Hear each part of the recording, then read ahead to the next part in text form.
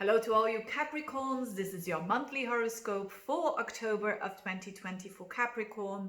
A 5-minute video, precise, concise, and some concrete information.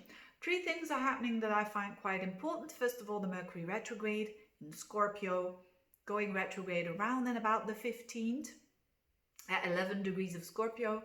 Secondly, of course, same old, Mars going retrograde. Yes, it's always the same, but this is a very long transit, so I will be just very shortly explaining this a bit further.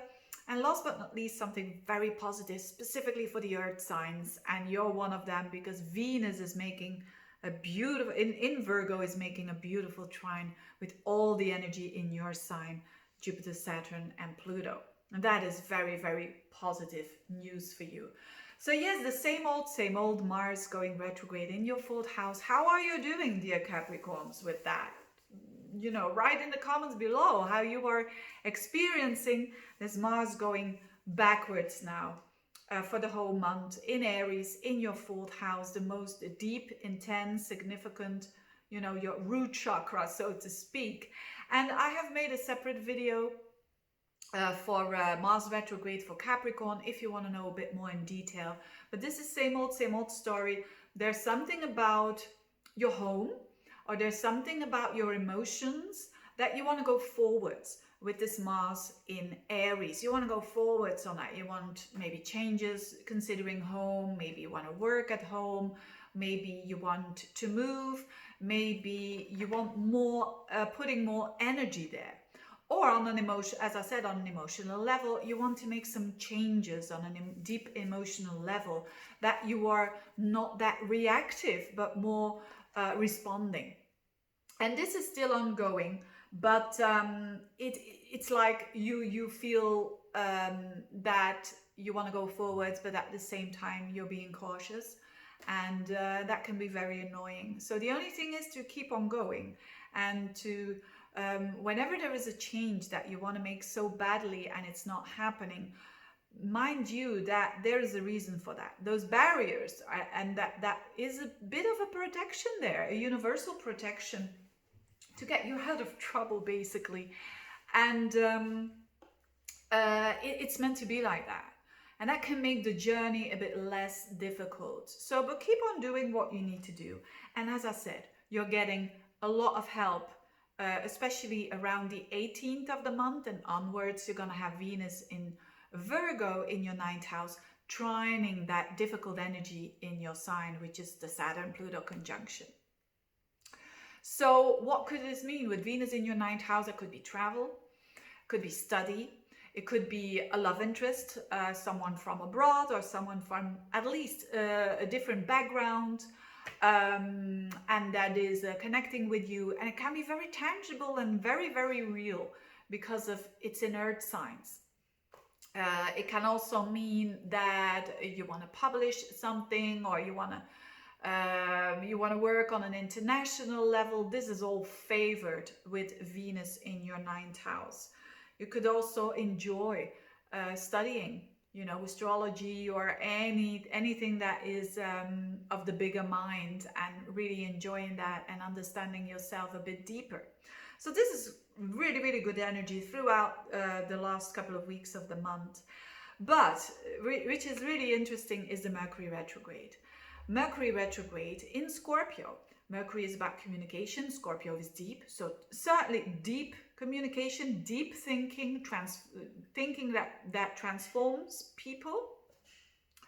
And that is traveling through your 11th house. Now, normally when that is happening with you, it is normal that you're a bit more social, that there is more with like-minded people, gatherings, or on social media or whatnot. There is more of connecting with people. Friendships become a bit more important, but also your goals for the future.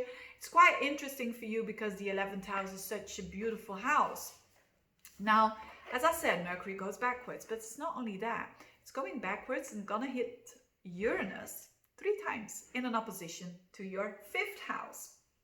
And this is interesting, especially if you want to know truth about friends, about love interests, and about your goals. These are the main things actually that can play out.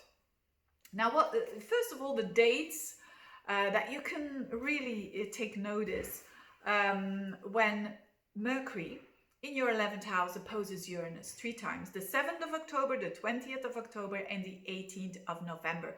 This is information that is going to be revealed to you, or that you are going to reveal to someone else, that is quite revolutionary, to say the least. So it could be, for instance, when this is about your goals and you've been thinking about, I want some new goals for the future, but you can have some epiphanies around those dates. And especially when Mercury goes direct in your 11th house, off you go, which will be next month, the beginning of next month, but especially the 18th of November, because that's going to be the last time that Mercury touches that Uranus.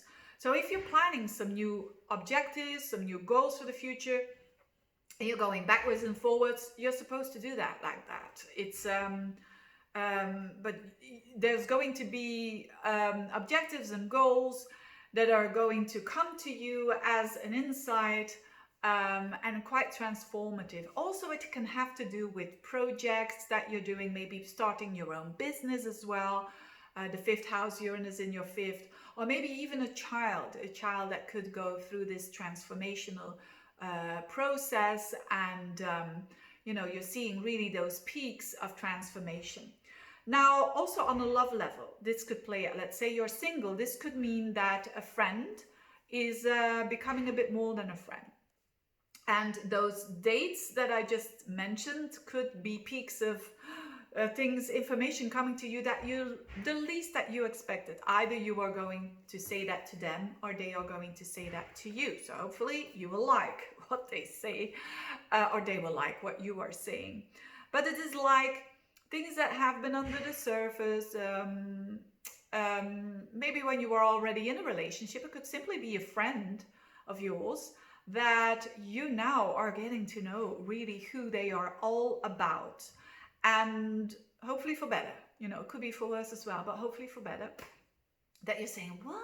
I didn't know that.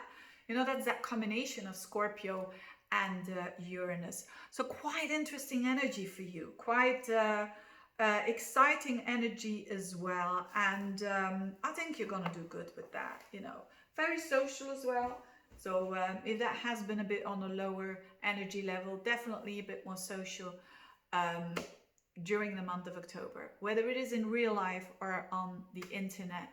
The 11th house is also, I associate that with internet, social media and whatnot. Having said that, have a good, very, very good month, and see you next month. Bye-bye.